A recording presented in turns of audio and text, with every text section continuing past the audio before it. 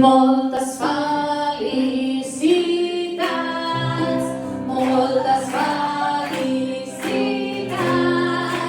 et desitgem tots Gemma. Moltes felicitats. Estàs pensant que això ara a veure, no? Ara a veure. No ens sona Mateu i la Mar i escolta, aquí que t'han volgut regalar un concert.